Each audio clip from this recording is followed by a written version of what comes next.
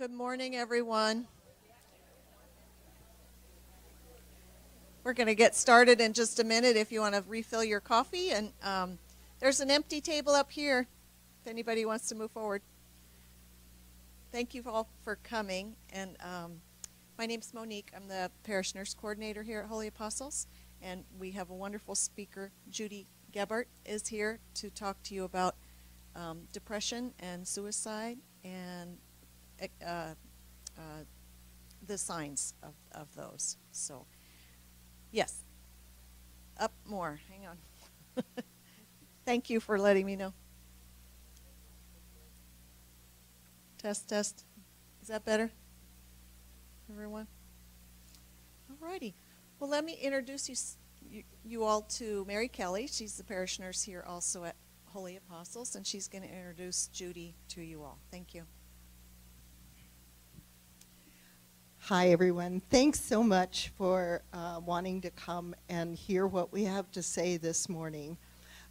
One of my good friends is Judy Gabbert, and as long as I've been in the nursing, parish nurse profession here in Idaho, at least the last 10 years or so, Judy has been a shining star with suicide prevention. In fact, she probably knows as much about that subject as anyone in this state.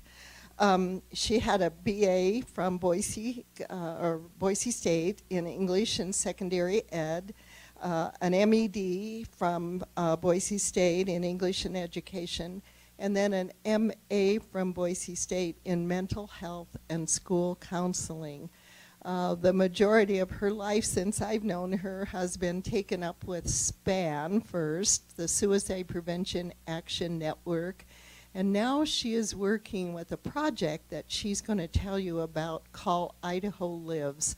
And it's aimed at all of our children in the schools in Idaho. So thank you so much for coming and wanting to hear about this. And we hope that none of you are dealing with this serious subject in your families. But that's the reason we're here, is that so everybody knows and understands and maybe can help someone that you come in contact with. So I'm going to turn all this over to Judy now. Thank you, Mary. You're going to expect a lot of me if I'm a glowing star. It looks like, and reading through that list of how many years I spent at Boise State, it looks like I'm a slow learner, which...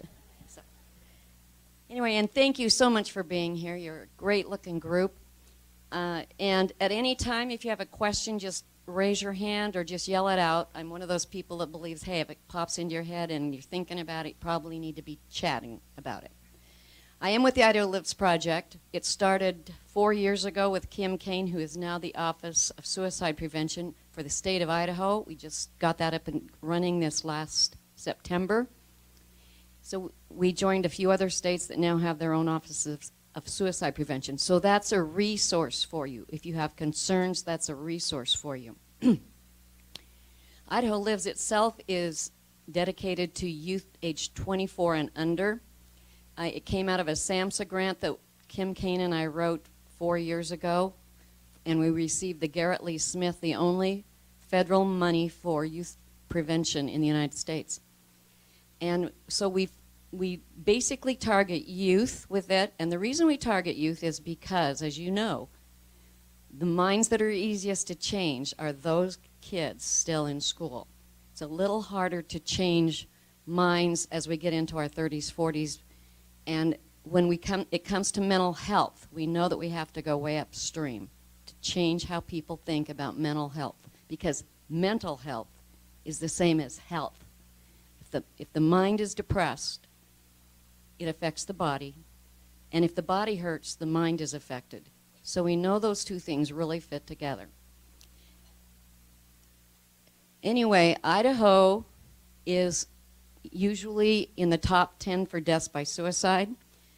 We talk about deaths by suicide in per capita. So when we talk about deaths, the rate is 13.8 deaths per 100,000 in the United States. That's in year 2015. Idaho's rate was almost 22 per 100,000. So you see that we have a higher rate than the average in the United States. We had 362 people die by suicide. Suicide is underreported all over the country because lots of times people can die in ways that masks that it was a suicide. The other issue, especially in rural areas, because we have coroners, and bless their hearts, this is a very tough job. We don't ever want to make them feel bad about that. But lots of times, because they're members of communities, they're willing to say how somebody died other than suicide. They're willing to just say accidental gunshot. So we know that we're underreported, as is every other state. Where does Idaho rank? Well, we rank 5th in 2015. As I say, we're usually in the top 10 for deaths by suicide. Alaska, look at that rate. They had a huge jump, almost 27 per 100,000 per capita. There are 3 states between Alaska and Idaho, and then we had the 22. Over here is Washington, D.C., New York, Massachusetts. A lot of the eastern states have lower rates, and the lowest rate was 5.1 deaths per 100,000. By the way, we will give these slides to Monique so she can share if anybody wants these stats. One of the things I want to say is this.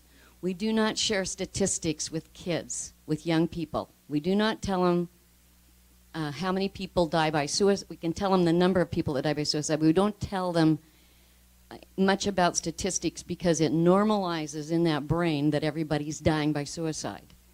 And that's not true. Here is the look at the top 10 in 2015. What's interesting about that is Arkansas dropped in.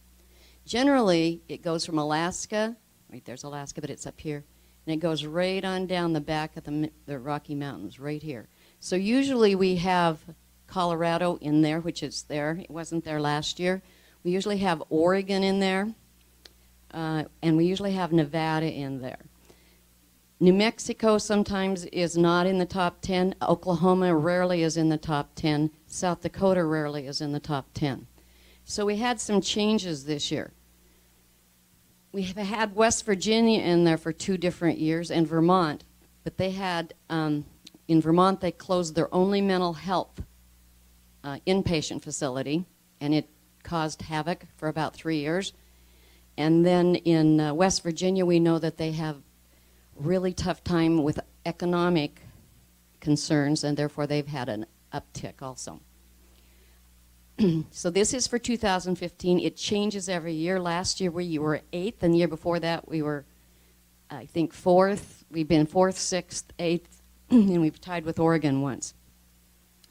So you can see how that works. The state that is never in the top 10 is Washington, our neighbor Washington.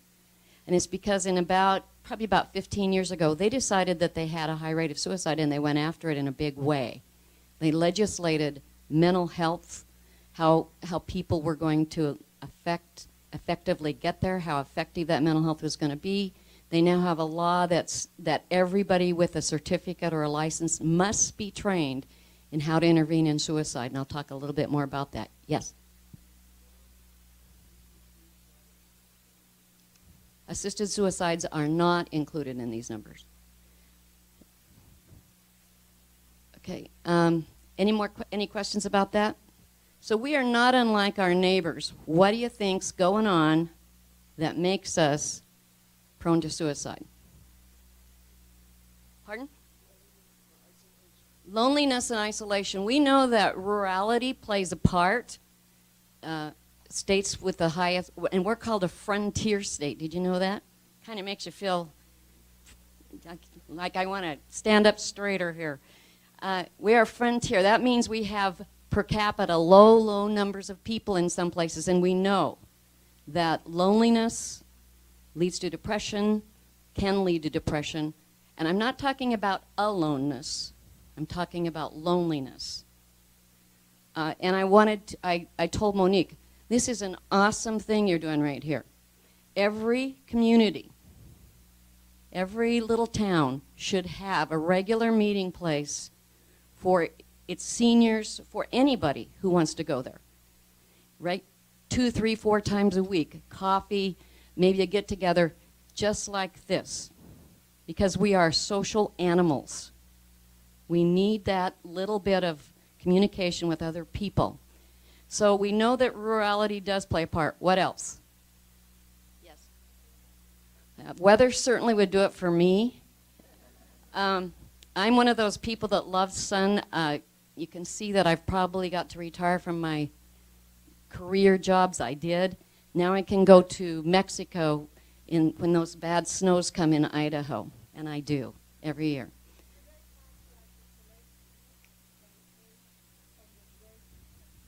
We do. The question is, do we have a select group? We know every age group numbers. It's on Span Idaho's website. In Idaho, our highest rate is not with our youth. It's with our older men. Nationwide, the highest ranking group now is working age men. Men die by suicide 4 times as much as women. Women attempt suicide 3 times as much as men. So, yes.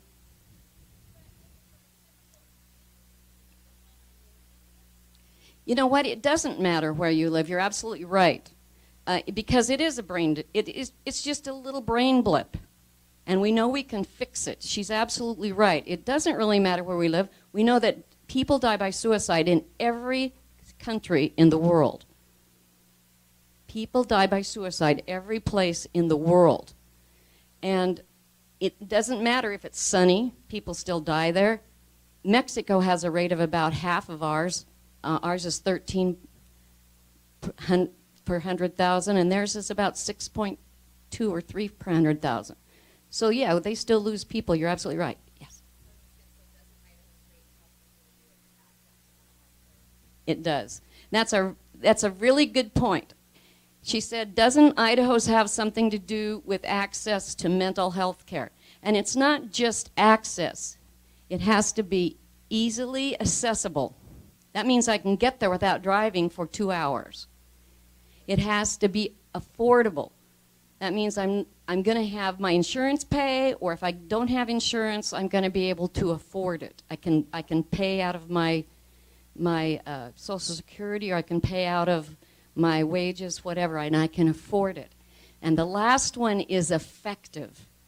That means that we need to have people who are trained in mental health, and it's called AMSR, Assessing and Managing Suicide Risk. We have a person who's coming to Idaho. He's been here 2 different years already. Dr. David Rudd. He worked with the military to get their rates down. He trains mental health people in how to assess and manage highly suicidal people in 4 sessions, which is pretty good. The idea is to keep people out of inpatient if we can, because we know that inpatient, even though some people need inpatient, it probably doesn't give them all that they need to get through that depression or through that other mental health issue. So we know that we need effective mental health, and not just with mental health people. We need it with doctors also. In Idaho, 60% of people saw their primary care physician, whether they were young, middle-aged, or older. They saw their primary care physician in the 2 months before they died by suicide. So we need to have doctors, nurses. We need to have all those people who might see someone who is depressed trained to ask those questions about suicide. And then they need to have very quick fixes so that they can get them through that crisis and to the right people to help them. And once again, the suicidal mind it's not its fault. It got there by thinking, but the chemicals in that brain changed. And people who are highly suicidal are not able to think their way out of it. If they are highly suicidal, you can't tell them to just get over it. Their brain needs some help. people who are seriously depressed. You can't tell them to just get over it. They need some help. And that's okay. We do that with our schools. When we train schools, we use a great program called Sources of Strength. And in that program, we ask people, the kids, we say, so what would you do if you saw your friend with a broken bone and the bone sticking out of his leg after they played basketball? What would you do? You'd call 911. I'd call their parent. Kids tell us all kinds of things. I had a little lady just tell me the other day that, hey, she'd just wrap her up in duct tape and throw her in the back of the car. Nice idea. But then we say, so what would you do if your friend says, I'm so seriously depressed I don't want to live anymore? Or my life is so bad I just don't want to live anymore. And we want them to take that same fervor with that mental health issue that they would for their friend with a broken leg. We accept the broken leg in this society. Anybody in here not going to go get help for a broken leg? It's okay to go get help for a mind that is not functioning. It's the same thing. And that's what Sources of Strength, our program, tends to do. Yes?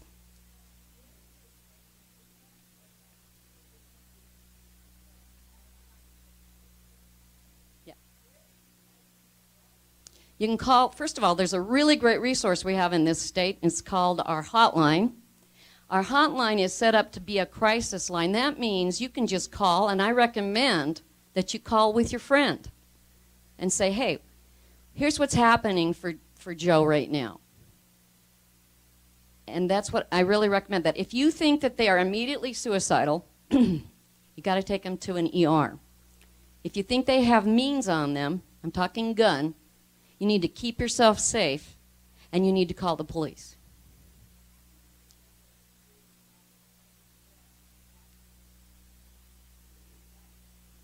That's a really great question.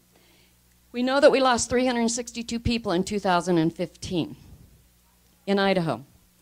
We know that 6,000 people called the hotline. 1,000 of them were young people. Was it 6,000 called the hotline 2015? 1,000 of them were under the age of 24. Am I right, Mary? 18 or 24. So we know that the hotline works. And we know that you can get immediate help there. It costs nothing, and it's anonymous. And they're going to walk you through that crisis. We have some other things for you, too, and I'm going to get to those today a little bit. We don't want anybody to think that you can't save a life. How many of you in here know CPR? I am so grateful because, I'm in my 60s. I'm very grateful. Do you know that you're more likely to save a life by knowing the warning signs for suicide and saying, hey, when I see this, I worry about you. Are you thinking of killing yourself? And I'll walk you through that a little bit later here. Normally, this is a 2-hour training. I'm putting it in one, so I'll try and get to all your questions, too. Okay, so we were talking about why Idaho might be so high.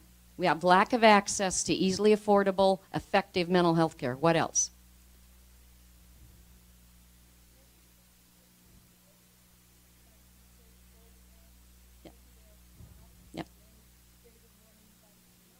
That's right. Remember how I said we're a frontier state and we all sat up better? We have that attitude. We are rugged individuals. We take care of ourselves. We take care of our own. That has been built into us in the West. And it's a really great quality. It's not so good when it comes to help seeking. It's not so great when it comes to help seeking. Our governor has said Idahoans pull themselves up by their bootstraps. How many of you are setting that broken leg yourself?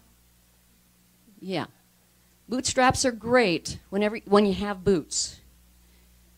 But if you need help, it takes great courage to say, you know what, I'm really suffering.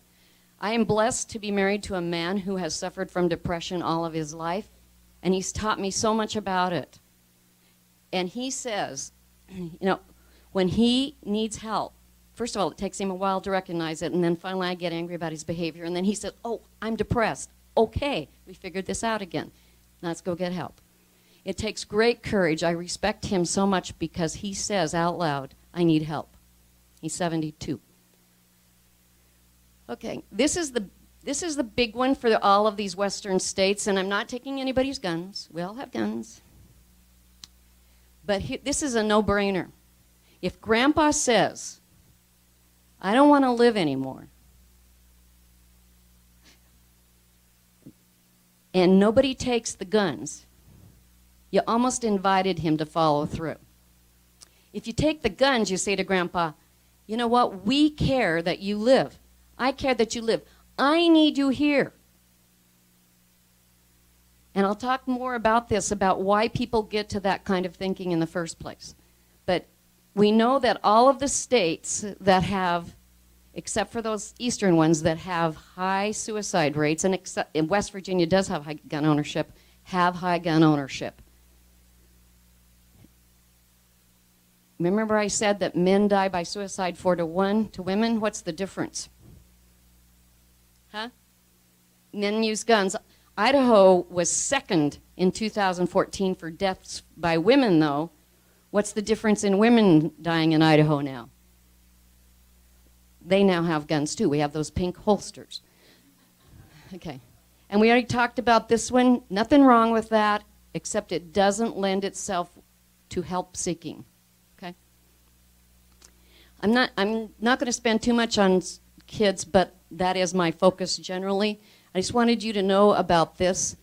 The Youth Risk Behavior Survey is given every 2 years in Idaho. Random schools, they're randomly chosen.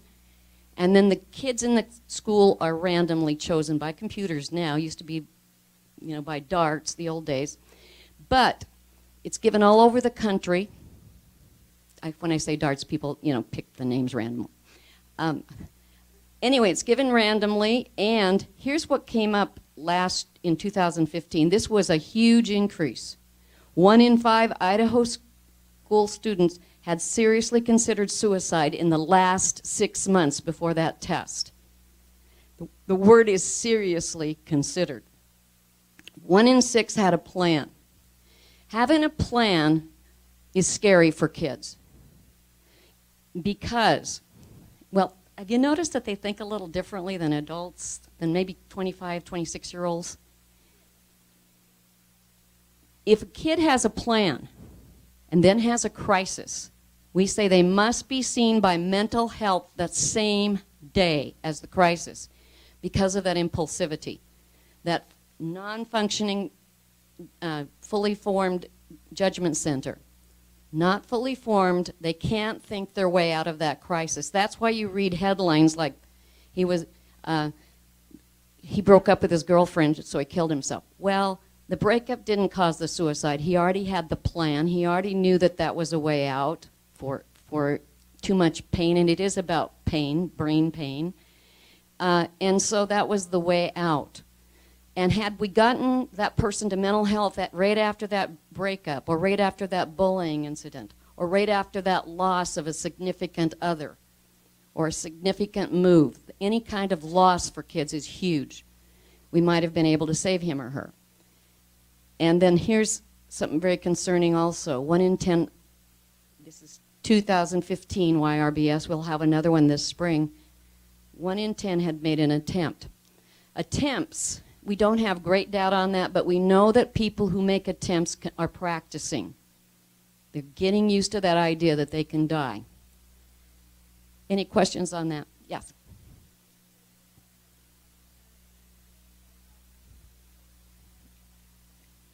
That's a wonderful question, and quite frankly, ideation in younger kids is probably higher than high school students. Ideation starts early and tapers off. If, as an adult, I might be depressed and I might have some ideation, but it's not every day. For kids, we know that brain is changing, everything's confusing, we get those hormonal changes. We know that ideation is huge, and you are right. We know that the highest ideation is 5th, 6th, 7th, 8th grade.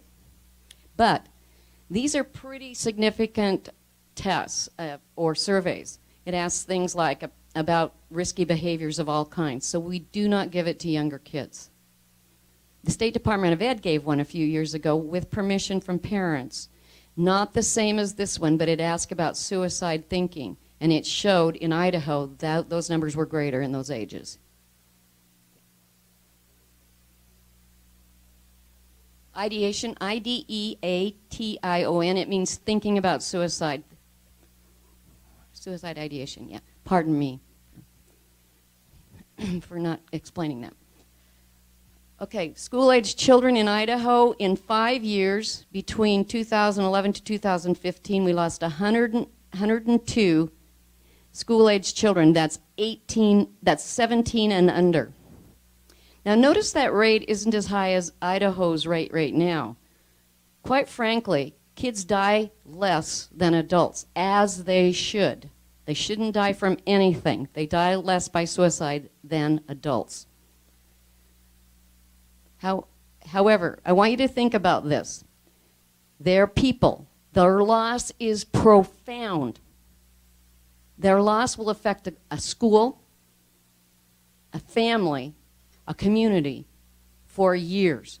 We lost a kid a few years ago at Timberline, and the coach, this is the 4th year, this will be the 4th year since that kid died, and the baseball coach told us it's the first year he's had a team where that is not a topic of conversation. It's on kids' minds. It affects people's thinking. So we don't want to lose any kids. We don't want to lose anybody to suicide. Suicide is a 100% preventable death. And here's the other part of this. 24 of those kids were age 14 or younger. Low rate, doesn't happen. In Idaho, it'll be 3 years this summer, we lost a 6-year-old to suicide. People said, well, he didn't know what he was doing. And quite frankly, there is that issue of lethality because of that underdeveloped frontal lobe. Kids may not understand all that they're doing or the lethality of what they're doing. But that when they went back and did a little psychological autopsy, that means going around and asking everybody around that kid what he was thinking, doing, he'd made 2 other attempts. And we know that Dr. John Landers in eastern Idaho, he used to head the psychiatric unit in ERMAC, Eastern Idaho Regional Eastern Idaho Regional Medical Center. There we got it. He said he had a 4-year-old who was truly suicidal. He worked with that kid for 1.5 years. The kid's okay now, but he had to work with him all that time because that brain wasn't functioning like it needed to. Again, here's what those kids look like. We always want you to think about stats as real people, not just statistics. This is a sad one too, because we lost 166 19 to 24-year-olds in that same period. Well, this is 20,000. This is actually 2011. We didn't change that. 2011 to 2015. This is actually Kim Kane's slide. Kim Kane's, a lot of these are her slides, so I have to give her some credit. Okay, why? And that's what we really want to know. Why do people choose to die by suicide? And in the last probably 20 years, we've made huge gains in trying to figure that out. And it's because of this man. His name is Dr. Joyner. He's been to Idaho 4 or 5 times. He comes to Span Idaho's conferences. He keeps calling us up and saying, when are you going to invite me again? He has a clinic at Florida State University for the highly suicidal. That means people who made lethal attempts and should have died, and they're still suicidal. So they come to his clinic, and he studies them, with their permission, of course. But because of that, he could write the book, Why People Die by Suicide, and it explains the thinking that goes into that, or the non-ability to rationalize their way out of that depressed brain. He also wrote Myths About Suicide, a great book. Lonely at the Top, The High Cost of Men's Success. In our society, I just told you, in our culture here in Idaho, the highest age group is these older men. We, in the whole United States, for years connected men's worth to their job. So when they retired, they didn't necessarily have the skills to go out there and make new friendships because their friends were at work. They didn't necessarily plan the birthday parties for the grandkids. By the way, that's one thing they should be doing. They can plan the dinner and have the guests over. They can learn to cook things that make them still feel as if they're so important to our family because they are. We don't want to lose our men. That book has a whole bunch of ideas, including men getting into yoga, men starting their own coffee clubs with other men. Gives you a whole bunches of ideas. Dr. Joyner's father died by suicide. That's why I got so interested in it. And this one is for law enforcement, perversion of virtue, and it's really an interesting read for everybody, Understanding Murder-Suicide. And in that book, he includes Idaho murder-suicide. And basically, he maintains that if we solve for suicide, it's easier to solve for that than it is for murder. And it's a perversion of virtue. People think I should kill my whole family. We just had that in Preston, because I don't want my kids to have to explain why their dad took his life or their mom took her life. And so they kill the children also. Revenge, perversion of virtue there. Why should my ex-wife get to live when I don't get to? Usually it's perpetrated by men, but not always. And as I say, there are 2 examples of that from Idaho in that book. Mary read that book, didn't you, Mary? Okay, you know, and here's his theory, and we don't even call it a theory anymore. We pretty much work our way, the things we do for suicide prevention, we use this. Let me say that I'm thinking about being an NBA basketball player. Tell me what I need to do. I need to have the capability. I need to grow backward also. I need to make myself young again. So I need to grow. I need to be younger. What else do I need? What am I going to have to do? I'm going to have to train and practice. So that's the theory right there. I have to have the desire, and I'd have to have a big desire at this point, although I don't mind playing basketball. And I'd also have to be capable. Now, this one is hard to come by, the capability, because I may want something like that a lot. I may desire to be a basketball player a lot. But if I don't have that capability, I may never be one, be a good one, okay? And under that's my basketball. No, it's not really. Under that desire, we have 2 things, and this is a perception. When we ask people after somebody dies, hey, did you think he was a burden to your family? Nobody will ever say yes. They say, no, we loved him. We didn't want him to die.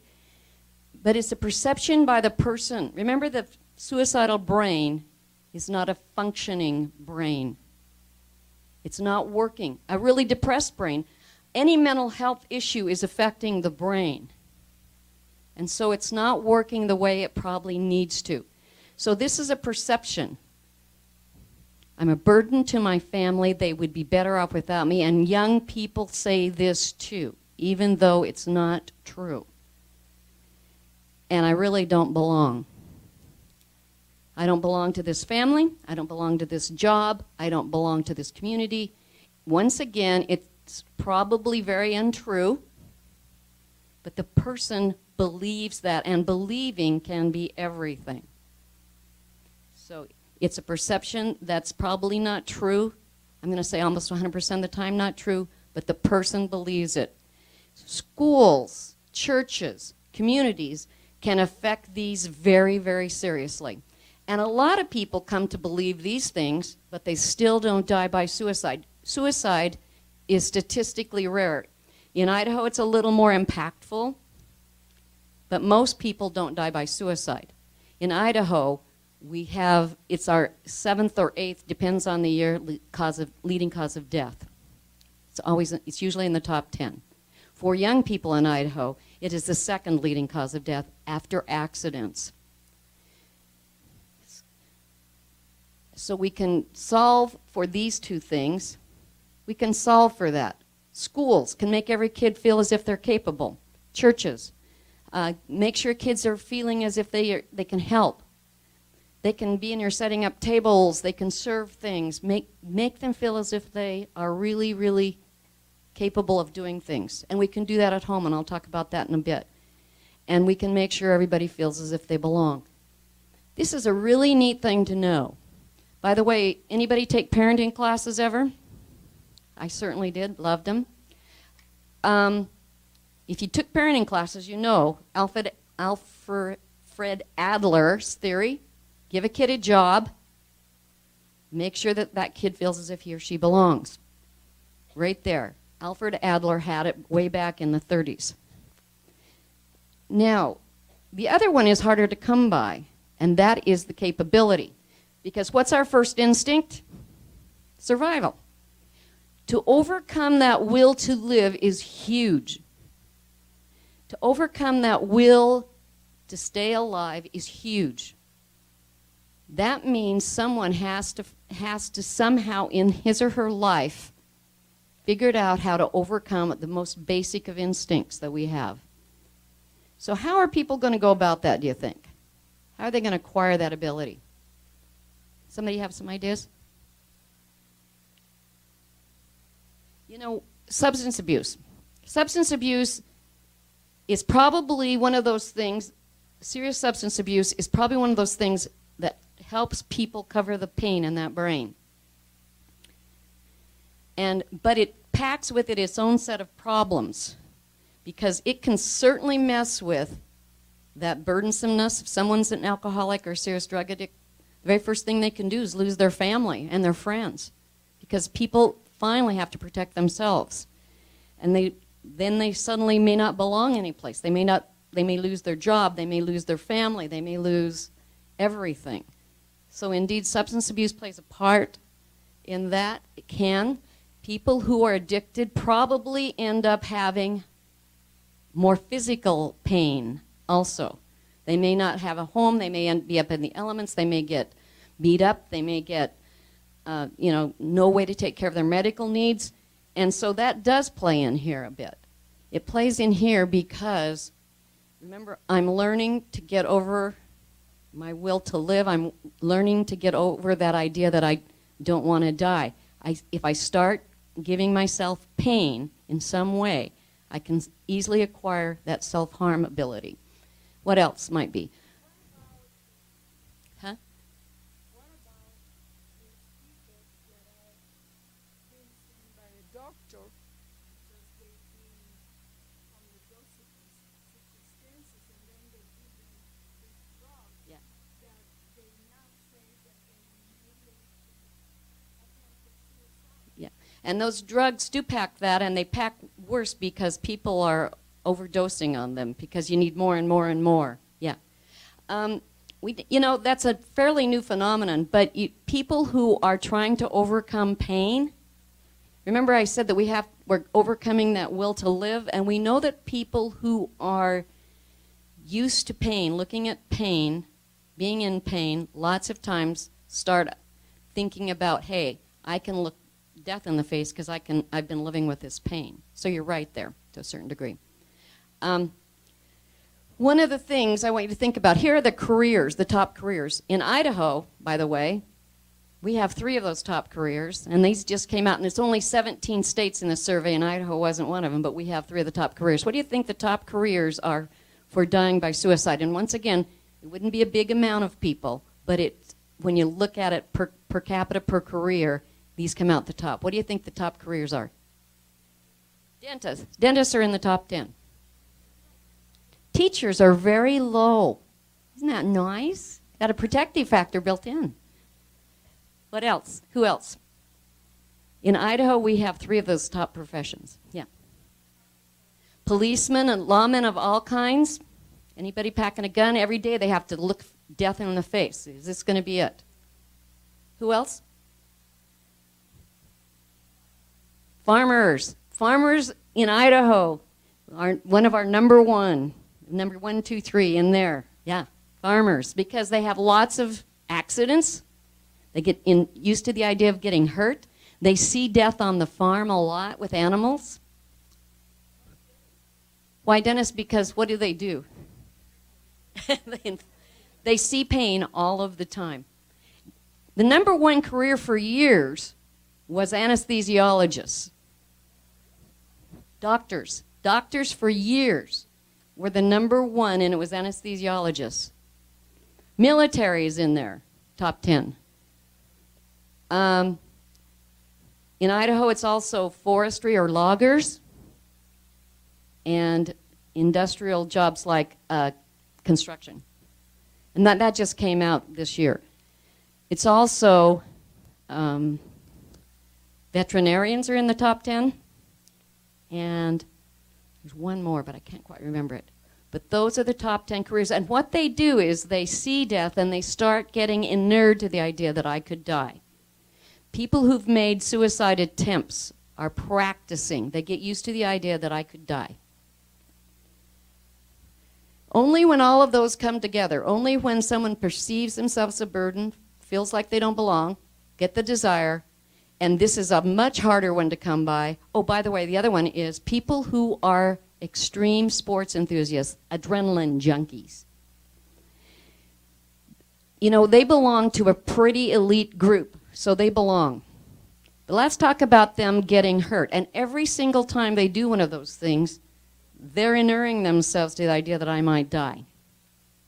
So if they come to this, they've already accomplished this. So they're in that top 10 also. Once again, very low numbers. Not very many people die by suicide. Yes. Family history, great question. Dr. Joyner thinks that he might have found a little piece on one chromosome that, and it's still in the early stages, that might cause people to become inured to suicide a little bit more. But he says it's this big. It's like giving someone the first mile of a marathon when they've never been a runner. They've still got, 25 more miles to go. So he thinks that family history plays it like this. When Grandpa died because life was too tough, that was a way to deal with problems. That was a way to deal with life. So we think that family history is because someone else in the family decided to die and therefore made it okay in this family for people to use that as a way to get past all that pain. Yeah. We know that in 90% of people who die by suicide, and Dr. Joyner says 100% because of this, he says anybody who manages to overcome that will to live has a mental health issue. And that occurs in families, absolutely. Yeah, that occurs in families, absolutely. Yeah, I want to say this. You're not more likely to die because you have a mental health issue. Really. We still have 10% of the population who manages to overcome that will to live, and they don't have a mental health issue. Most people get help or get through their mental health issue. All of us at some time are going to be depressed in our life. It's called life. Any given time, 1/4 of our population is suffering from depression, 1/4. And 1/5 of kids 18 and under. So most of us get through all of that without thinking of dying. Yeah.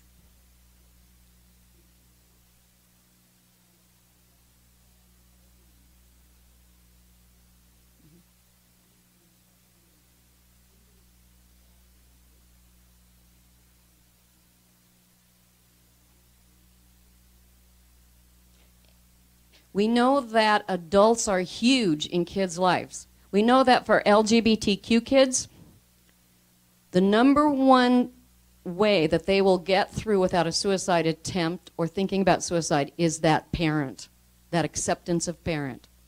We know, and you are right, it doesn't always have to be a parent, but a non-judgmental, very accepting adult can save a youth. You're right. But it can be a parent too. We go all over the state with schools, and kids tell us stories about when they felt supported by adults, and it makes a difference. It certainly can lead to some depression, you're right. Yeah.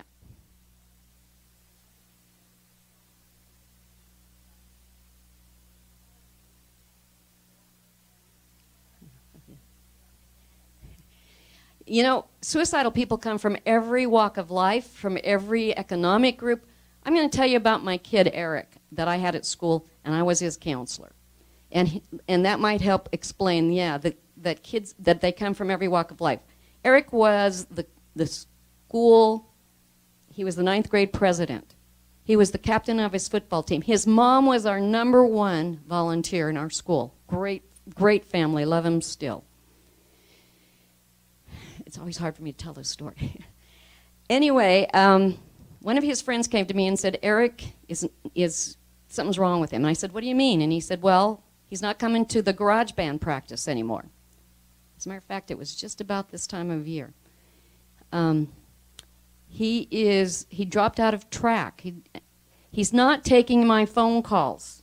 This was in 2000, so it was before every kid had a cell phone. And he says, his mom always answers and says he'll call me back, but he doesn't. So I called Eric in, and I took a good long time with him and figured out he was seriously depressed. I said, Eric, we'll just call your mom and we'll get you some mental health help. We'll get you through this. You know, I was really upbeat about it. And he said, oh, no, I'll tell her tonight. And I said, Eric, you promise me you're going to tell her tonight? And he said, oh, yeah, I'll tell her tonight. And then, as he's leaving, and this was a bad thing to do as he's leaving, I say, Eric, are you thinking of hurting yourself? Instead of saying, are you going to kill yourself, I said, are you hurting yourself? His frontal lobe said, no, I'm not going to hurt myself. I'm going to die. He went home, and he had a .22 rifle, and he made a very lethal attempt on his life, but somehow he didn't have that gun angled right, thank you, Lord, and he ended up just having a serious, he shot himself right here. And he was out for 6 weeks and came back the last few weeks of school, and I asked his mom if I could talk to him. And she was gracious enough to let me. And I said, Eric, what were you thinking? Everybody here loves you. Because he was so popular. The girls loved him. He didn't date, but he was just so nice. And he said, if anybody knew what I was really thinking, they wouldn't like me. He was having really dark thoughts. He didn't really belong. And then he said to me, and I didn't know anything about this theory back then. This helped me understand Eric a lot. I said, Eric, you promised me you were going to call your mom. That you were going to tell your mom when I asked to call her. And he said, I couldn't ask my mom to do one more thing for me. She's so busy. I couldn't ask her to do one more thing. He thought by dying, we have the idea that people who die by suicide are selfish. He thought he was being very unselfish.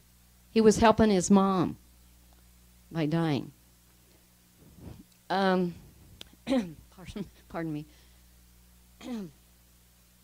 Anyway, I said, yeah, he is. He's 29. 28 or 29. I'll have to look that back up. Anyway, I said, you promised me you weren't going to kill yourself. He said, no, I promised I wasn't going to hurt myself. He was really aware of that. He made it through. He still suffers from some depression, serious depression, but he has 2 kids and he lives in Nebraska. But I learned a lot from that, and when this theory came out, I thought, my gosh, that's Eric. All right, we're going to do a quick change game right now. I want you to pick a partner, and I want you to stand up if you can. If not, just sit there, and you can sit there and look at each other. I always have to do this right after I tell Eric's story. And you can be 3. Go ahead and stand up if you can. Otherwise, just sit there. I want you to take a look at the person. Don't be creepy. Go look them up head to toe. If you need to be 3 of you, you can. You can be 3. And then I want you to turn around so you can't see each other. Or close your eyes so you can't see each other. You can turn around in your chair if you want. And make 3 quick changes about your physical self. Think about zippers, buttons, shoes, hair, jewelry. Think about anything you can. Think about buttoning, unbuttoning, keep your pants on. Think about shoes. Think about jewelry. Just make 3 quick changes about yourself, about your personal self. Think about sleeves, think about everything you can think of. Going to give you about 30 more seconds. Okay, now turn around and identify the changes in that other person. If you need a little help, give people a hint, and then go ahead and sit back down. This is a game we play from Sources of Strength with kids. What do you think we notice more in people, positive or negative changes?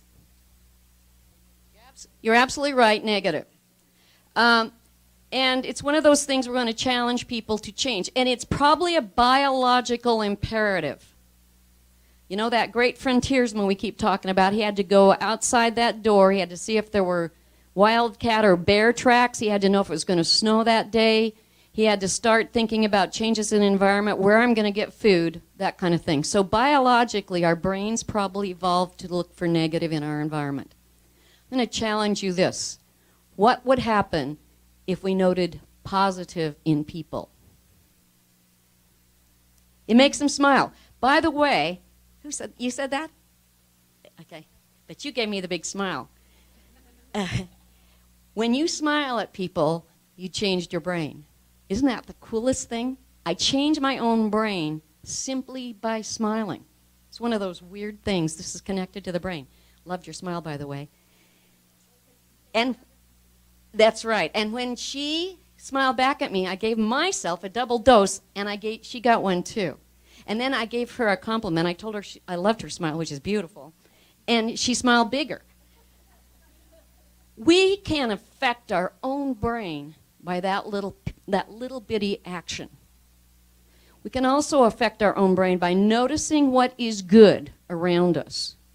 Noticing what is good in other people. It's really easy to go, that Donna, my gosh, she said the most stupid thing. Well, hold on. I really like Donna's dress today.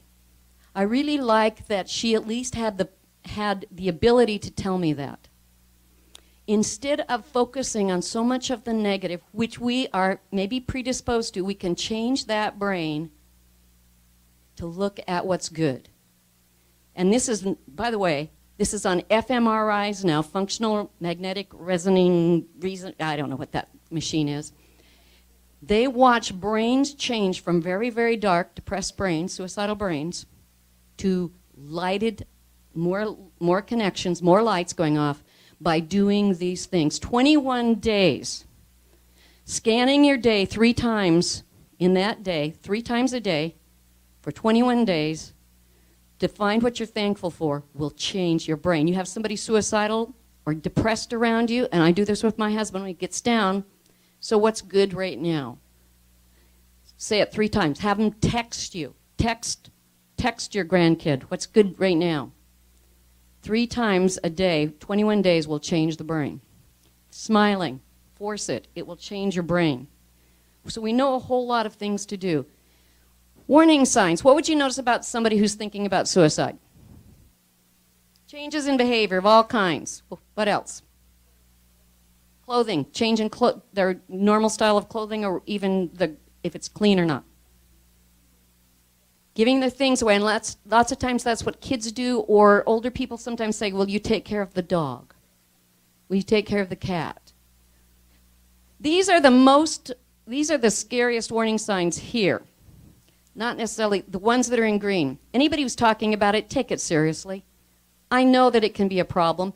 If you have somebody who's always saying, I'm going to kill myself, you need to get everybody around them that you know, and you need to take turns. Here's the person you're going to call this week. Here's the person you're going to call next week. And set it all up so that everybody is involved. The more people you put around a suicidal person, the more likely you are to save them.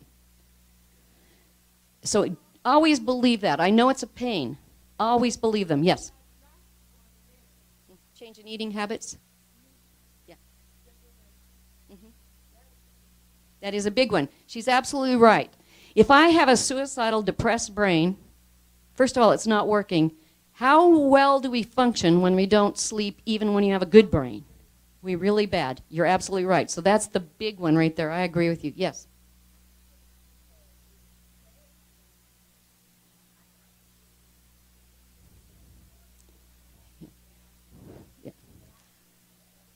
Oh, yeah.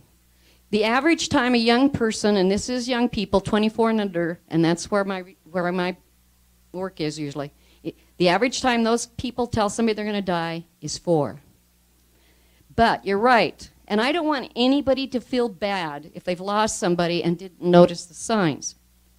It's like me not knowing how to change the oil in my car. I have to be taught to change the oil, and I have to be taught to recognize warning signs. Yes. I want to say this. Shame is huge in suicide. Shame is huge. Shame is huge in mental health, and it shouldn't be. There's a wonderful book out there by Brené Brown called Daring Greatly about shame. Shame should have no function in our lives. It should have a 2-second lifespan. We need to tell people what we feel ashamed of. It will have no more power. You know, can you and I chat a bit after this? Yeah. And the one thing you need to do is remove the means. And it's really hard when people plan to do things like hanging. People rarely change the way they're going to die. That's why taking the guns out of Grandpa's house is a really wise thing to do. He's probably not going to, and let the neighbors know, don't give him a gun. He may tell you that there's varmints out there and he needs to shoot them. Don't anybody give him back a gun. People rarely change the way they're going to die. And Googling, by the way, if you Google ways to die, it's 80% about how to do it, encouragement, and 20% about how to get help. Yeah. Technology has a good side and a bad side. You had a question, sir?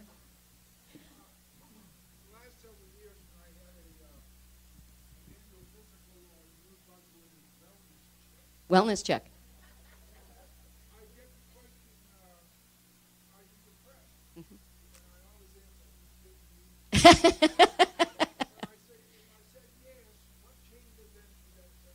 Hopefully most doctors, and my doctor asks it too, they should have mental health available. Every doctor's office, and I know for rural Idaho this is not going to happen, but we have telemental health coming. Every doctor's office should have a mental health person on staff. Every doctor's office. Somebody that they can call that will come right over. They ought to have a connection to mental health agencies. And that is because somebody needs to assess how seriously depressed someone is who says, and most of us have depression sometimes. They need to assess our next steps. Nobody, like broken bone person, how long are you going to let them stay in pain before you get them help? Not long. Why are we letting people stay in emotional, mental pain and not getting them help? Because there's ways to help.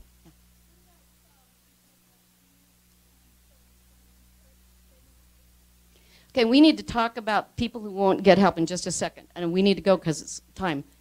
I want you to pay attention to these signs more than any. Agitation means I'm trying to decide. Nightmares. Adults do not have nightmares even one a year, maybe one every couple of years. People who are having nightmares and are depressed or have you think they might be down and suicidal, those nightmares are about not even getting solace from that brain in sleep. And she was right about that. Sleeping, a depressed brain, a suicidal brain, a non-sleeping brain, it's in danger. These are more warning signs. We're going to give you a pamphlet with those. Any changes for kids in their life is tough. We're going to give you, Mary, would you get those pamphlets out to them, please? And here's what doctors see mostly right there. That's why they have to start asking, have you been depressed? But I have to run through these because I want to get to what will help. People don't always say, I'm going to kill myself. Somebody said that. These are actual things that people have said. I've had a kid tell me this, if I don't get a good grade in here, I'll kill myself. Well, let's talk about that. I had a kid tell me, hey, I don't have to turn in this final paper. I said, oh, how are you going to pass? Oh, it doesn't matter. And you have to keep digging with people. Sometimes they're not going to tell you. They want to know how much they can trust you. You have to keep digging. I'm here for, and the thing that was interesting about Eric is I went home and found out my own son was suicidal. seriously depressed. He seemed to be okay. He was sleeping more. But I went home and I talked to him, and I had to keep with it, keep with it, keep with it. But finally he admitted to me he had a plan. Here are some things that people might say that are indications that they might die.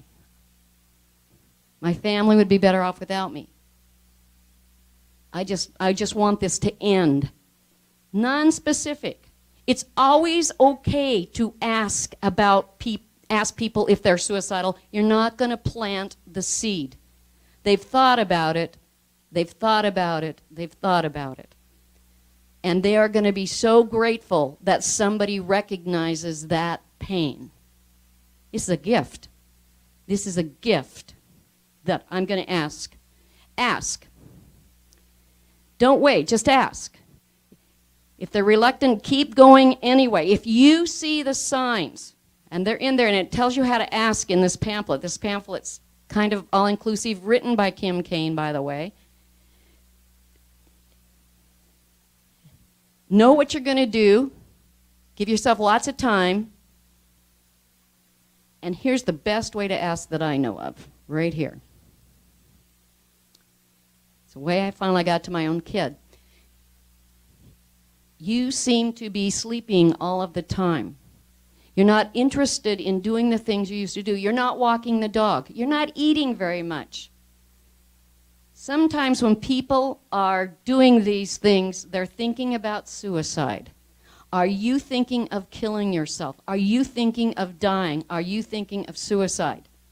You just told somebody that you cared, that you've been noticing them. This is a gift. We all need to, just like in that quick change game, we need to notice each other. We need to look each other in the eye. We need to see if we get a smile back. We need to check in. It's okay. We are each other's caretakers.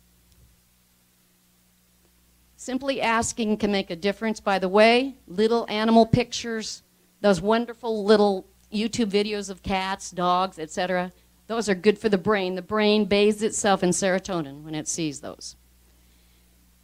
Use the word we. We'll get through this. You're important to me.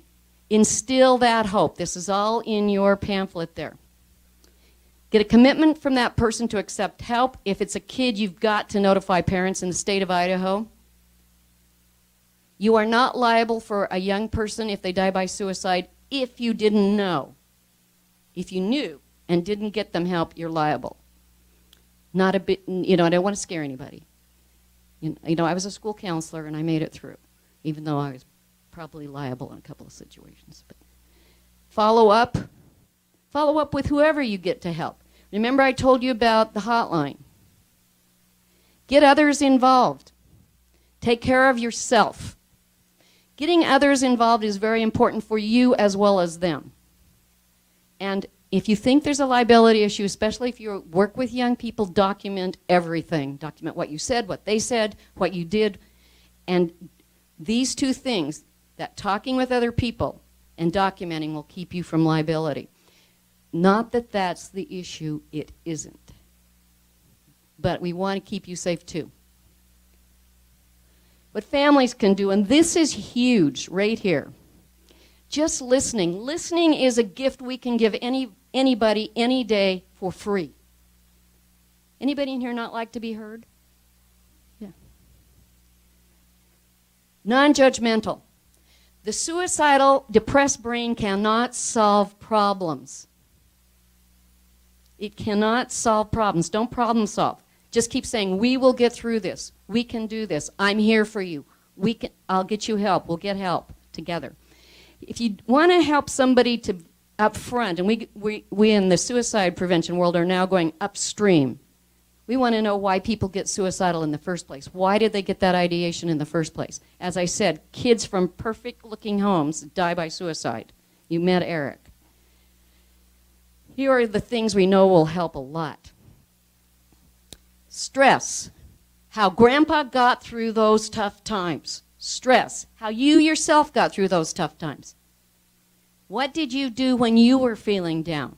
Share that. Show kids that being down Not having the perfect life, which doesn't exist, is normal. We all have tough times. Emphasize that. Here's our family history. This has been really researched. Dinner together, 4 nights a week, everybody helps. Let the kids plan it. We're having pizza for the 3rd night in a row. Okay. If you have somebody in your family who is depressed, get them involved in food prep, setting the table, cleaning up, talking. Let them talk the whole time. You'll hear some stuff you go, ooh, didn't want to hear that, but you just listen. That, you know, the goal is, as I used to tell parents, is to have my 21-year-old want to come back to Sunday dinner when he's 21. That's how you know you succeeded. My kid wants to come home for dinner once in a while. And if you do this 4 nights a week, no cell phones, you've just built in belongingness. Volunteer together. This is now in substance abuse programs. You want to get a brain out of its poor me, ain't it awful? And it's not the person's fault. I'm going to emphasize that. Get them to do something that's helping others, because suddenly, when I help somebody else, what did I just do for me? Yeah, I got more out of it than I gave. Young people need to do this, as everybody needs to do this. Grandpa needs to do this. He can serve dinner at the senior center. He can go pick up the neighbor down the street and take her to church. There's a whole lot we can help build in with this. I'm sorry to take over your time here. If you need to go, please do. And here's the other one that they've found. Be grateful together. Sit at that table. What was good about your day? What were you grateful for today? 21 days is habit. And do these as a family if you're concerned about your grandma, if you're concerned about Junior. You can do them for yourself anytime you want. I want you to look at this. We're almost finished here. This is from the 2013 YRBS, Youth Risk Behavior Survey. I walked into Mountain View High School and saw this sign. What do you think about your area, your youth? 20% of Idaho high school students use tobacco products. What do you think? Is that normal? More or less here? More? Most schools tell me more. The good news is it's really less, because the 2015 Youth Risk Behavior Survey says only 17% use tobacco products. Now, if I show that to youth, what did I just do? I normalized it. Everybody's using tobacco products. No. There's the news. The same thing for adults. Kids keep thinking that nobody trusts adults. Not true. I walk into these schools, we do sources of strength. Every kid can name 1, 2, 3, 4 adults that he or she has in their life. We need to normalize what is good, and that's what sources of strength is. This is the wheel. You've done a few of the things, that whole thing about the broken leg, getting kids to tell, hey, here's what I do, so that they know what they do if somebody has a mental health illness. Building in those adults, some of them don't have family, but we find adults for them there. We build in these things, generosity, spirituality. Go do your healthy activities. If someone is depressed, walking every single day will change that brain. It doesn't have to be huge at first, but several miles by the end of the 21 days, or at least a couple of miles. That will help. Here are some other things that help depression. There are some journals for people who are truly suicidal. You probably need a mental health person on board to do those, but just Googling about what's good about their day. That strength wheel. And I'm going to give these slides to her, and you can go through that strength wheel with your family. You don't need every strength every day. Most of us will only have 4 or 5 strengths in our life, but that's plenty. And sometimes it'll go down to 3, and then I know I need to work on 1. So I always have about 4. Apps. You can go to SAMHSA, and they now have an app that goes on a cell phone, and it's called a self-care card. And what it does is somebody who's suicidal or seriously depressed, They go through a list of things that they can do. I'm feeling really depressed right now. Well, what activity distracts me? And it keeps going down, so it's, the second one I think is, so what do I have to live for? What am I grateful for? Who are people I can contact and call? And these need to be vetted. And then here's the hotline number, and here's my mental health person number. So people can start knowing that they have the ability themselves to get out of that thinking. Isn't that cool? I have a care card also. It's very similar. If you contact Mary, I'll get that to you, or I'll send it to Mary. I'll send her my whole list of things. We have 3 pages of things we do. Don't forget this. Sometimes depression, you cannot get over it without medical help. Sometimes you need meds to kick those chemicals back in line. Sometimes you need electromagnetic work, and it's not like it was in the old days. For people who are seriously depressed, can't ever get out of it, we know that it helps.